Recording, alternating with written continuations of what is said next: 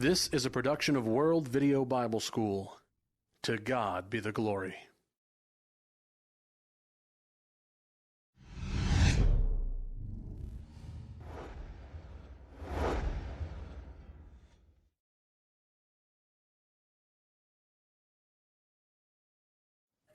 Well, let's see. What am I going to wear today? You know, that's a question that each of us has to ask ourselves every day. And there are several factors that help us answer that question. One factor would be, what am I going to be doing today? I'm not going to wear a suit if I'm going to be doing yard work. Another factor would be, of course, the weather. And I'm not going to wear short sleeves if it's going to be very cold outside. But you know, there's another factor that we need to consider every time we go to our closet, and that is the modesty factor. If you've been to the mall recently or turned on the television or looked at billboards as you've driven down the highway, then you know that our country has a serious problem with the way that we clothe ourselves. Sexually provocative is the way of the day, and it would certainly be an understatement to say that the world is confused with regard to how we should clothe ourselves. I want you to notice this cartoon that a friend of mine drew. In the cartoon, the doorbell rings, and one girl says, "Oh dear, that's the doorbell, and here I am in my underclothes." The other girl, who's actually wearing far less, says, "I'm dressed, I'll get it." I like the cartoon because it illustrates very well how confused our society is with regard to the clothing issue. And it's gotten to the point that people are really not even embarrassed about the exposure of their bodies. In fact, it's encouraged. There's a commercial that I've seen, I think it's about dieting, but the whole theme of the commercial is to lose enough weight so that this woman will be able to wear this little bitty bikini and to show off her body at the beach. And she's not embarrassed about it. You know, in Jeremiah chapter 6, Jeremiah says that the people of his day had lost the ability to blush. Listen to the words of Jeremiah 6:15. Were they ashamed when they had committed abomination? No, they were not at all ashamed, nor did they know how to blush. And you know, we live in a world just like that today. Many people today have lost the ability to blush over the exposure of their bodies. They're just like the people of Jeremiah's day. They're not ashamed. I know a man in his 70s, and he told me that when he was young, girls blushed when they were ashamed. He said, but now they're ashamed when they blush. One preacher said, I'd like to find out what kind of fruit Adam and Eve ate that made them realize they were naked. He said, because I'd like to pass it around again. Now, he said that tongue-in-cheek, but he's right, because many people need to have their eyes opened about what is appropriate and what is inappropriate. Because again, the world is very confused with regard to this matter of clothing. But a Christian isn't like the world. A Christian can't be like the world. We're different. We've been called out of the world. 1 John 2:15 says, "Do not love the world or the things in the world. If anyone loves the world, the love of the Father is not in him." Romans 12:2 says, "Do not be conformed to this world, but be transformed by the renewing of your mind, that you may prove what is good and acceptable and perfect will of God." But very sadly, this problem of immodesty, lack of clothing, has affected Christians, and it's crept into the church. You know, there are some places where men don't want to serve on the Lord's table because of young ladies who are dressed immodestly in worship. And there are wives who don't want their husbands to teach the teenagers because of the way that some of the young girls are dressed, or maybe I should say the way they're not dressed. And you know, this is a very unpleasant subject to teach about. And sometimes it's embarrassing both to the one teaching it and also to the hearers. And sometimes people who like to dress immodestly get angry because they feel like they're being insulted. And sometimes when teachers teach on this subject, people will accuse them of having a dirty mind. And I guess that, along with the anger, has caused some to just avoid the subject altogether. I guess they feel like it's not worth the grief. But you know, if we're going to be pleasing to God, we have got to discuss it. We have got to be right about this matter. Whether or not we want to admit it, when a woman goes into public in modern-day swimming wear, or she's wearing short shorts or a short skirt, or with her midriff exposed, or wearing clothes that are too tight, she's doing something that's sinful. She's taking the sexual impulses that God has instilled in men to draw husbands and wives together, and she's corrupting them. She's allowing them to be cheapened. Now, she might not know that she's doing it, but she's distorting sex as God designed it. Now, why is it the case that man is sexually impressed by the woman? You know, it's not an accident. It's because God made us that way. Now, why did He do that? Genesis 2:24, therefore shall a man leave his father and his mother, and shall cleave unto his wife, and they shall be one flesh. The reason man is sexually impressed by and attracted to woman is because of God's design. But you know, there's a big difference in the physical attraction of a husband and a wife and that of a man who is physically attracted to a stranger on the beach or at the pool or at the mall. First, let's talk about the husband and wife. The Bible says, let your fountain be blessed and rejoice with the wife of your youth. As a loving deer and a graceful doe, let her breast satisfy you at all times and always be enraptured with her love. Proverbs 5:18 and 19. Now, that's a husband and wife. Now listen to the difference. Here's a man and a woman to whom he's not married. Matthew 5:28 says, but I say unto you that whoever looks at a woman to lust after her has already committed adultery with her in his heart. Now, someone might try to rationalize and say, well, so long as nothing physical happens, there's nothing wrong with it. I heard someone say it's all right to look so long as you don't touch. But you know, that's not right. The Bible teaches that God is concerned not only with our actions, but also with our hearts, Matthew 5:28. And Job 31 and verse 1, Job said, I have made a covenant with my eyes. Why then should I look upon a young woman? You see, Job understood that it would be wrong even to look on a young lady in a lustful manner. All right, this matter of properly clothing ourselves is certainly important, and the world's very confused about it. And so what I want to do is to list some considerations to help guide us in knowing how we ought to dress ourselves. Number one, the first consideration should always be what God said, God's law. You know, sometimes people will say, well, the Bible really doesn't tell us how to dress ourselves. But that's not true. The Bible does tell us. Some of it's very specific, and some of it's in principle. But the Bible does tell us. Now, I want to begin in the book of Genesis, Genesis chapter 2 and verse 25. The Bible says about Adam and Eve, they were both naked, the man and his wife, and they were not ashamed. Now, why were they not ashamed? Because apparently they weren't aware of the fact they were naked, according to verse 7. But after they ate of the forbidden fruit, the eyes of both of them were opened, and they were made aware of their condition. And they sewed fig leaves together, and they made themselves aprons. The New King James says coverings. Now, this word means a girdle or a loincloth. One version says they made themselves loin coverings. Another version says they covered themselves around the hips. But what's very interesting is that the clothing they made was apparently not adequate, because verse 21 says, also for Adam and his wife, the Lord made tunics of skin and clothed them. Now, this word for coats of skins is a tunic, a long shirt-like garment. Strong's Concordance even gives the definition of a robe. It was a garment that started at the shoulders and flowed down like a long shirt. Now, they had made themselves loin coverings, but the Lord made them robes and clothed them. Now, the implication seems to be that they were not adequately covered. And notice that when God came into the garden, Adam said, I was naked and hid myself. Now, he had fig leaves covering him in his loin area, but still he refers to himself as being naked. And God doesn't argue with him. God says, who told you that you were naked? Now, secondly, I want to consider another passage, this one from the book of Exodus, chapter 28. Now, the section of the chapter that we're going to be looking at is dealing with the making of the priest garments under the Mosaic system. Now, beginning in verse 40, the text says, this is from the New King James Version, for Aaron's sons you shall make tunics, and you shall make sashes for them, and you shall make hats for them for glory and beauty. So you shall put them on Aaron and his brother and on his sons with him. You shall anoint them, consecrate them, and sanctify them, that they may minister to me as priests. Now listen to verse 42.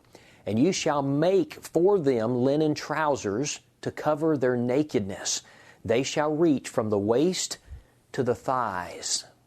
Now notice especially this phrase, they shall reach from the waist to the thighs. One version puts it this way, reaching from the hips to the knees. Now, what was the purpose of this garment? The text says to cover their nakedness.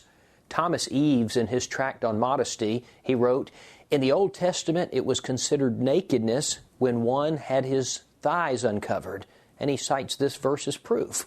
So, what do we have so far? In order to be covered adequately, a garment started at the shoulders and it went down to the knees. Now, the third passage I want us to notice is from 1 Timothy chapter 2, verses 9 and 10. It says this, "In like manner also, that the women adorn themselves in modest apparel, with propriety and moderation, not with braided hair or gold or pearls or costly clothing, but which is proper for women professing godliness with good works." Now, there are three things I want us to notice in this passage. The first one is modest, the word modest. Now, this word means orderly, well-arranged, or decent. The idea is that she's to adorn herself or beautify herself in a way as to not draw undue attention to herself. Now, in the immediate context, what he's discussing is a woman who's overdoing it. That is, she's overdressing. She's wearing flashy clothes and a lot of makeup and expensive jewelry. But you know, there's another way in which a woman could draw undue attention to herself, and that's by underdoing it. That is, by wearing too little, by wearing clothes that are too tight or too low or too short or too thin or too revealing. Now, the second word I want us to notice is propriety. Now, the King James Version uses the word shamefacedness. The word propriety is actually closer to our modern-day word modest than the other one. The Greek word for shamefacedness or propriety means a sense of shame, modesty. It's used regarding the demeanor of women in the church.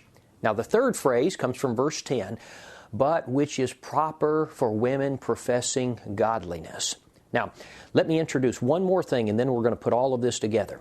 This is from Titus chapter 2. It says that the older women are to teach the younger women to be chaste.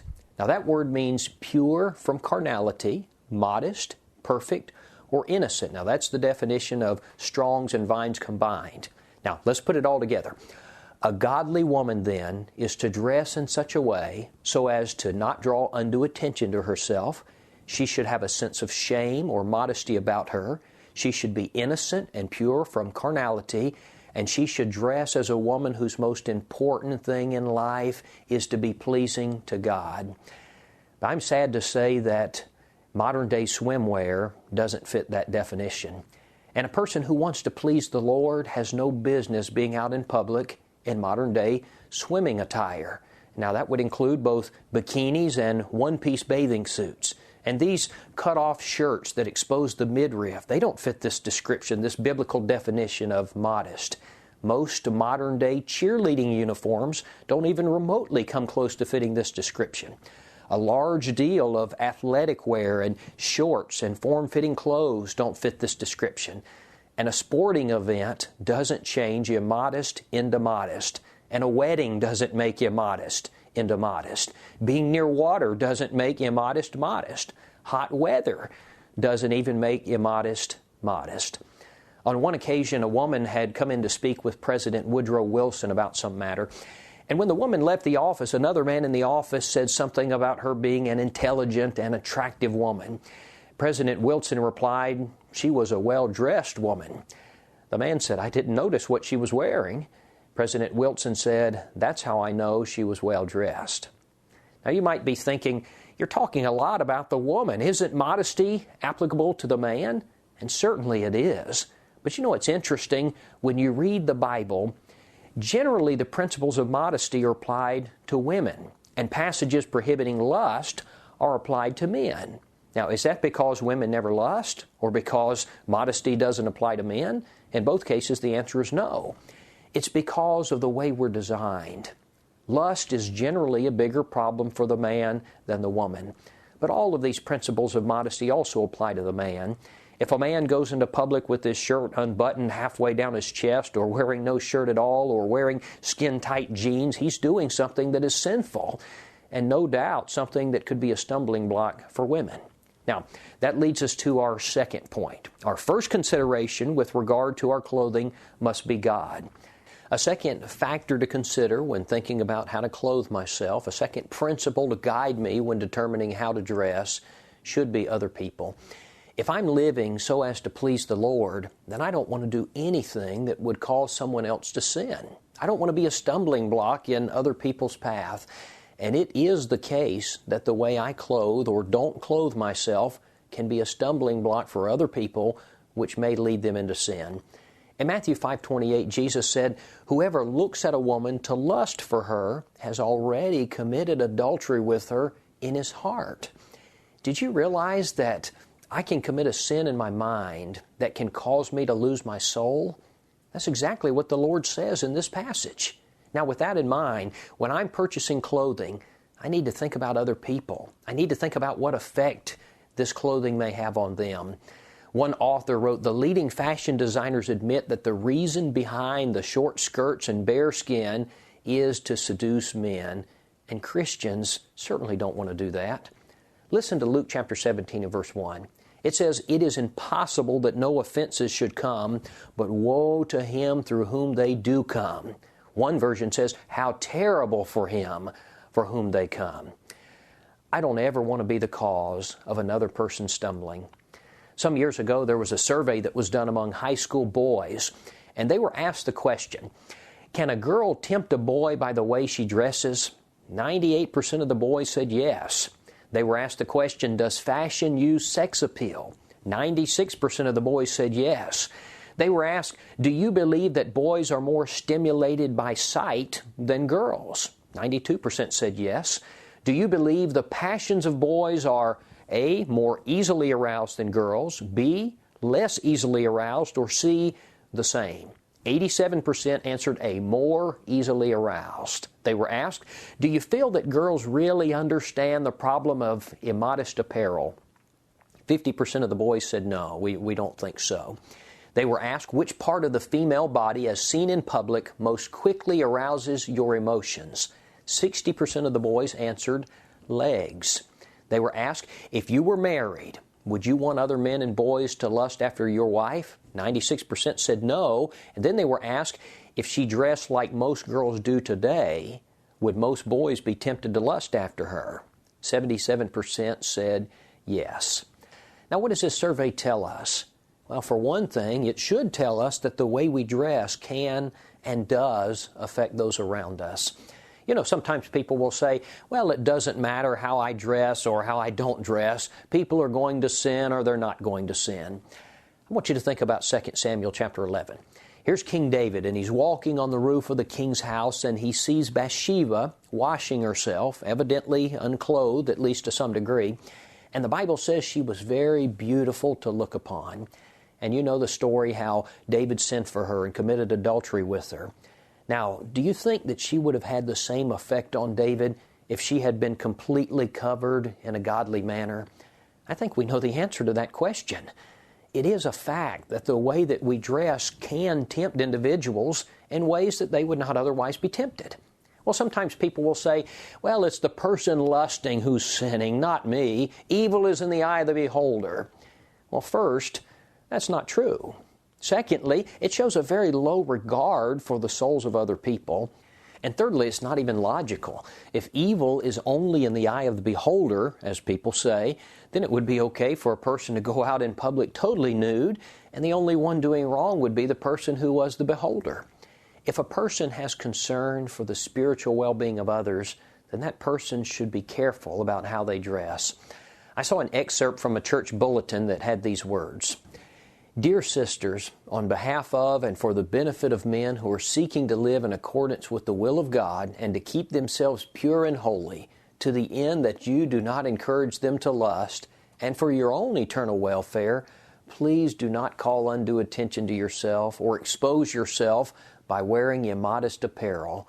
Godly men do not want to see your thighs or more in clothing that's too short, your cleavage in tops that are too low, your navel in tops that are too short, your undergarments in clothing that's too thin, nor the curves and characteristics of your body in clothing that is too tight. Please look in the mirror at yourself, front and back, and ask yourself if your attire is becoming one professing godliness. You may need to make some changes." Remember that the Lord said, "Whoever looks at a woman to lust for her has already committed adultery with her in his heart." Now, in light of that, we need to consider other people when we're choosing our clothing. Now, a third consideration when we're thinking about how we're going to dress should be the church. For people who are members of the church, this is especially important because people who wear the name Christian are representatives of the Lord's body. And the way that I conduct myself reflects on the precious church of God. You know, there's a very interesting passage in 2 Corinthians 3 and verse 2. It says, "You are our epistle, written in our hearts, known and read by all men." Now, what's Paul saying there? He's saying that Christians are walking Bibles. You are living examples of our teachings. Now, what happens when Christians dress immodestly? Christians need to realize that they are a holy people, 1 Peter 1, 15 and 16. And as Christians, we need to set our mind on things that are above, not on things on the earth. We need to guard ourselves and not be conformed to this world, Romans 12:2. When other people know that I'm a member of the Church of Christ, and they hear me stand and defend the plan of salvation and what the Bible has to say about baptism and the proper type of worship, and then they see me dressed in provocative clothing or publicly engaging in practices that much of the world even views as sensual, how are they going to view the church? Now listen to this description of what Christ thinks about His church. "Husbands, love your wives, just as Christ also loved the church and gave Himself for it, that He might sanctify and cleanse her with the washing of water by the Word, that He might present her to Himself," now listen, "as a glorious church, not having spot or wrinkle or any such thing, but that she should be holy and without blemish." Ephesians 5:25 through 27. Now, for just a minute, I want to talk about some of the false ideas that people have about immodest clothing. One idea that some people have is that immodest clothing is acceptable if you're involved in a sporting event. Now, we've already mentioned this briefly, but the Bible doesn't lay aside principles of modesty so that I can swim faster, or so that I can do gymnastics, or even to be a cheerleader. If you've ever watched the Summer Olympics, you know that in some of the sports, the clothing is nearly non-existent. And for some strange reason, even people who would normally oppose 95% nudity don't seem to have a problem with it because they say it's a sporting event. You know, it's a false idea, and God doesn't make exception for this. In the marriage relationship, it's appropriate to see each other so scantily clad. 1 Corinthians 7:4 says, "The wife does not have authority over her own body, but the husband does. And likewise, the husband does not have authority over his own body, but the wife does." But there's no verse that makes exception for sporting events. Number two, sometimes it's argued people see so much nakedness these days that they just really don't pay any attention to it anymore. But you know, that's simply not true. I might eat my favorite food until I'm sick of it, and I might lose my hunger for it. But God hasn't made us that way with reference to sexual desires. And besides, if that's the case, explain to me why cheerleaders wear those skimpy little uniforms even in the dead of winter. One preacher was talking about mixed swimming, and he wrote this. He said, "There's not an ordinary man who can look at a woman clad in nothing but a bathing suit for a long time without entertaining evil thoughts. But some will say, 'It does not bother me.' One who says that may be so young that his passions have not arisen, or he may be so old that they have subsided, or he may be so ignorant that he doesn't know what's going on, or he may not be normal, or he may be lying. He fits into one of these 5 categories, or he is a spiritual giant. But spiritual giants don't spend their time at mixed swimming parties." I think that's well said. Another false idea relates to our children. A parent might think, "But my daughter is just a child. Certainly she's not the object of lust." Well, certainly she's not to you, but what about a person of her own age? And you know what happens is our little girls so very quickly turn into little women, and that's when daddies need to step up and take the spiritual lead that God has assigned to them. You know, sometimes people have the idea that if a girl dresses immodestly, she is intentionally dressing so as to entice men. Now, while that may be true for some girls, it's certainly not true for all of them. God has made us different. Men and women are wired differently with regard to sexual desires. And many times, I think especially with young girls, they truly don't understand the effect that their clothing has on those of the opposite sex. And that's when daddies need to take the spiritual lead with reference to what's worn by his wife and by his daughters. How we clothe ourselves can have eternal implications both for us and for those around us. It can glorify God, or it can bring reproach on His church. And so our number one consideration cannot be, is this in style, or is this comfortable, or is this cool? Our number one consideration has to be, is this godly? Because eternally, none of those other things are going to matter.